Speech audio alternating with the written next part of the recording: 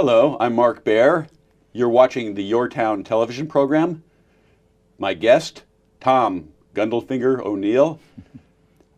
We were just on, we just had you in here for the Tom Hood interview where we talked about photography. Yeah. And which you are known for. You're a great photographer, world-class photographer, but you're also becoming a storyteller as part of your you're kind of adding an extra slash onto your description of what you do. And so we're here today to talk about the art of storytelling. Yeah. And let's just jump in. Yeah, I know, and it's great to be back. Yeah, it is great. Yeah, it's good. And again, before we start, I want to say part of what we are doing on this show is promoting the art of conversation. And so this gives us an excuse to have these conversations that we would have ordinarily if no one else was listening. Yeah. And it gives us an excuse to have them. So this is great fun. Yeah, I agree. And whenever we get together, we always start blah, blah, blah, blah. Yeah, it's great. I know, and all of a sudden time disappears. But no, I've studied about storytelling.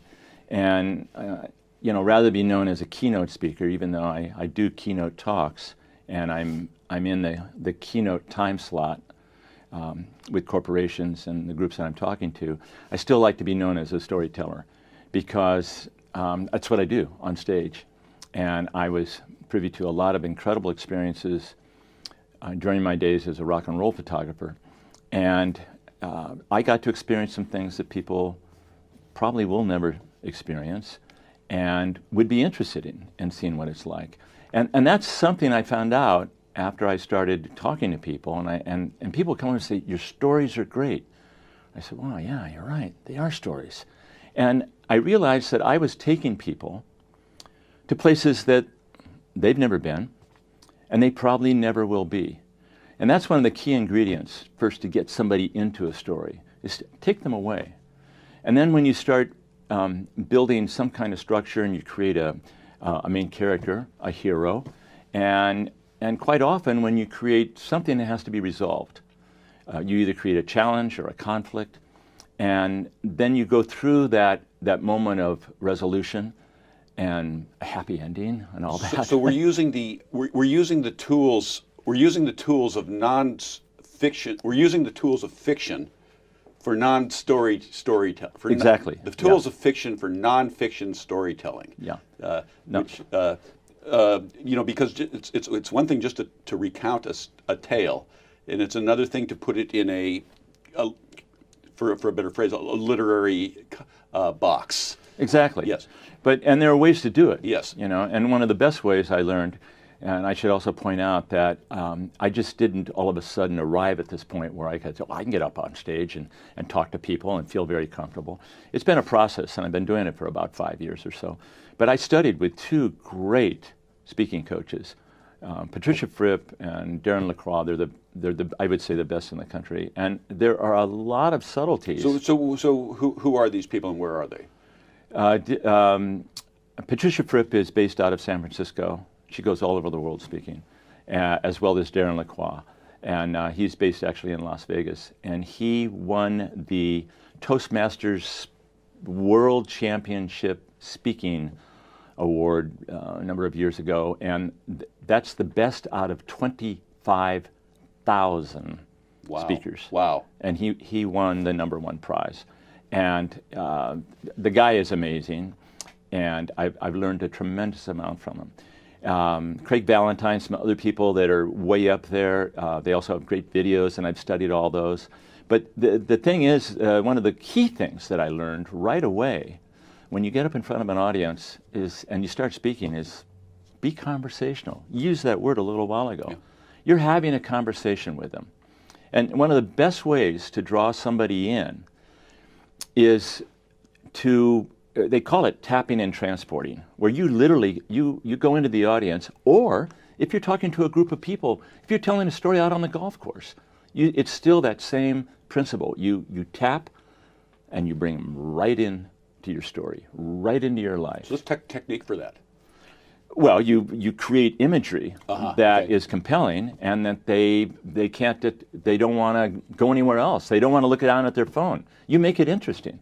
And there's several ways to do that. One way, as you can see, I like to move my hands a lot. But one way is to be animated, and another way that's very, very, very direct and very powerful is to set everything up in a narrative and then go into dialogue. And do, if it's two people, you do the two people. And you know, if you say, well, so I'm standing there, you know, I met Bob on the street, and the first thing I said to him, Bob, wow, what'd you do? You look great. You're 10 years younger. And then Bob responds, well, I've been drinking this joy juice, you know, a Jenny Craig, whatever, you know, I'm just improvising. But you go back and forth. And so when people are listening, whether it's in the audience or it's just with a group of friends, they're there. They're in that situation. That's tapping and transporting. You want to get them into your head.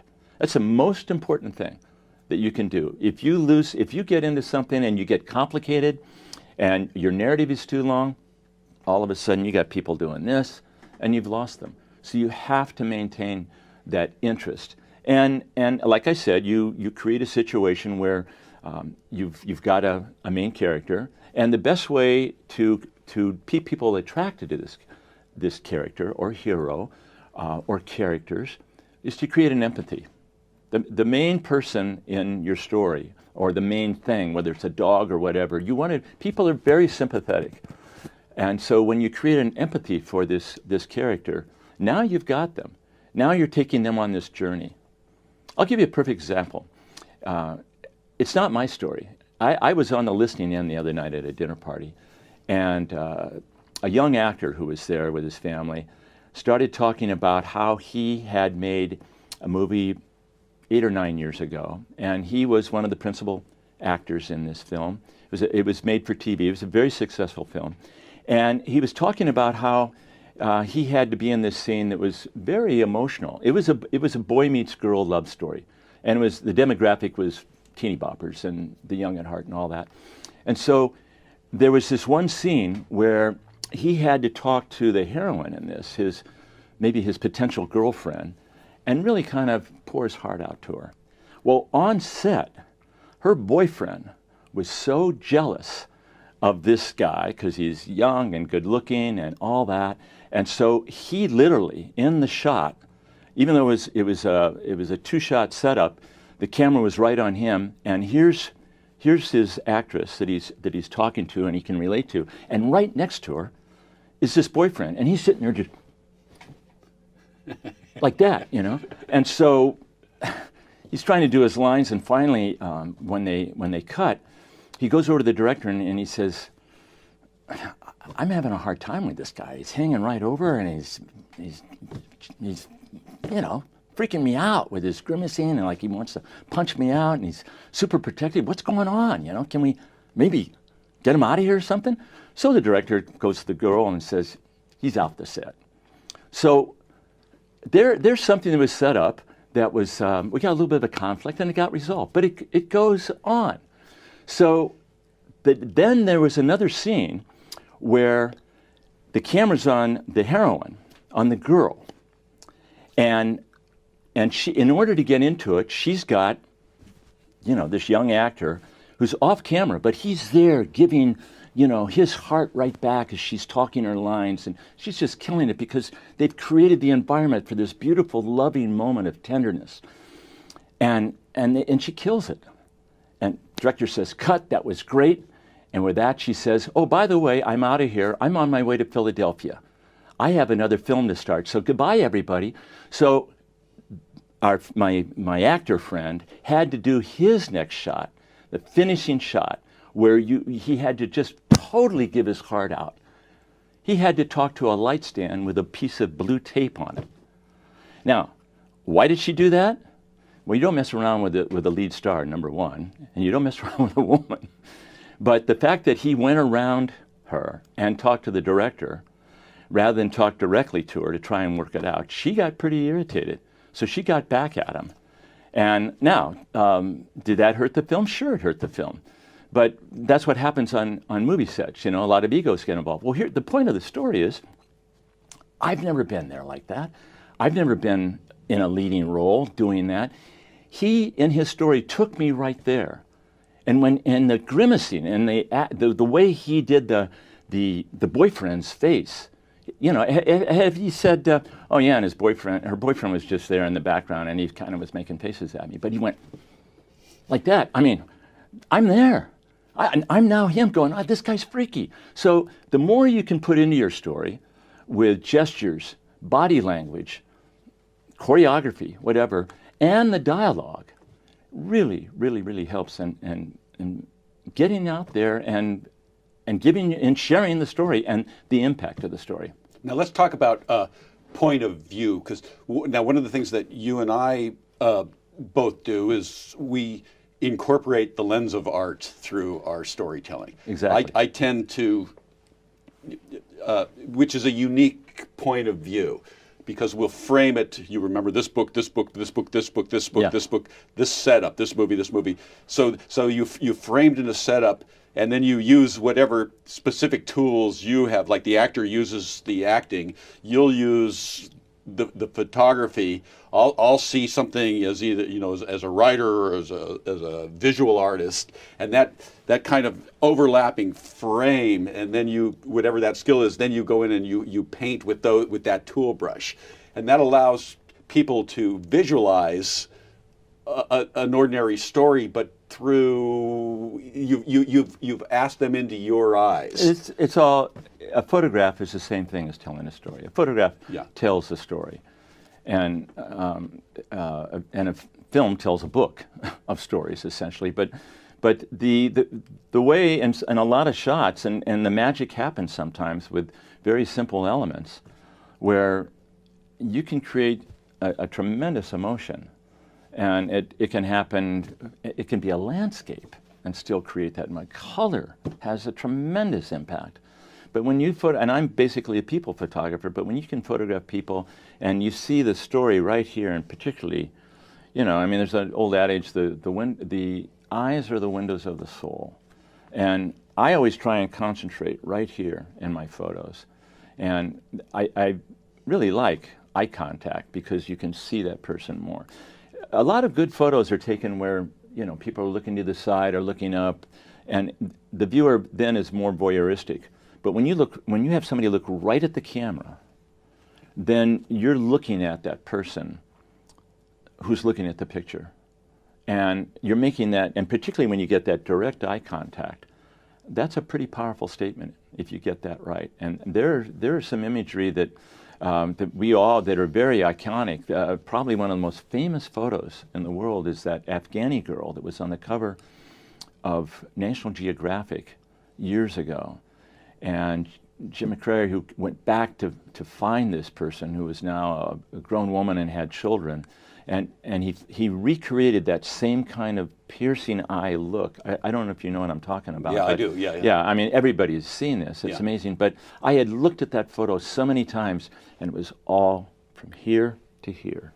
It was unbelievable. Now, do you when you storytell, do you transfer how you see to the others? So are you making your audience see through a camera lens? Absolutely. Yeah. Absolutely. That's what and I try to make it look as natural or as conversational as, you know, it's the same thing. When you get up in front of somebody, if you're telling a story, or if you read it, if you get up there and start reading, you're going to lose people right away, because there's a big disconnect, because it's not coming from here. But when you reach out to the audience and you're looking out and you're talking to them like you're having a conversation outside in the lobby. That's really the ideal, you build that comfort zone right away with people. You know, when people are looking up at somebody and just go, I like this guy, or I like this woman, I want to listen to everything he or she is saying. That's building that connectivity and that sense of trust. And we're talking about bringing a lot of skills to this. You're talking about writing. You're talking about performance. So there's acting involved in this. There's performance involved in this, and all these skills go into the pie. Oh, it's. I mean, I'm moving around way too much. No. You know, sometimes people say, "God, you move your hands a lot." Well, that's just me. Well, let's stop with that for a second, because now I watched you. I was in the lobby of this building, and you were on TV. a couple weeks ago, and I was watching the monitor, and there was no sound, and you were animated and you were moving, and I'm going, wow, that's just I love that because I love the physicality. And what we talked about, I was talking about Al Franken when he was talking about being in Congress and what was different about Congress and the people he met there, that's who he met in comedy, is that how few of them had any physicality to they could all tell a joke, but how few of them had any physicality to their comedy. Oh, absolutely. And to be able to, in other words, using the whole body. I'm a believer in that. Yes. Some people have a dry sense of humor, and they don't have to move at all, and they're fantastic. That's their style. But my style is I like to move around a little bit more, and because I love dance, so there's a certain amount of choreography, and I like to move around on stage, and you can use that, where you go back to work different spots. Well, it's powerful. It's powerful. Yes. Yeah. But you can actually play with the audience's mind. Not play with, but you can actually manipulate their mind and take them into your story by creating a scenario. I mean, you're on stage. It's a theater. So when you go to different spots on the stage and talk a certain way or turn a certain way, you're bringing them into this entire environment. You're painting the picture. And people have tremendous imaginations. They don't need all the bells and whistles. They don't need special effects. No, they don't. We're talking about something that's as old as time, the storyteller around the fire. Well, the way the Bible got started. Yeah. and again, with hooks and repeating themes, and with making them, it's this act of conjuring. Well, you mentioned something very important. The repeating a theme or repeating a line or establishing something that is certainly symbolic in the beginning of your story, and then coming back to it. Because now people have a reference. The more they have a reference, the more they can relate, particularly to the humor. And stories don't have to be full of humor. You can have stories that are just full of pathos and all that, and just because we're passionate people. And we all want to reach out.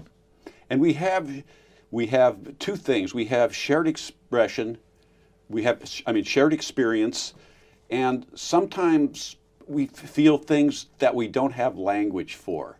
And if the storyteller gives language to an emotion that an audience hasn't been able to articulate, that's really powerful. I'm Mark Baer. You're watching the YourTown television program. I'm with Tom Gundlefinger O'Neal. We're talking about the art of storytelling and storytelling performance and nonfiction storytelling. We'll be right back with part 2 because there's more story.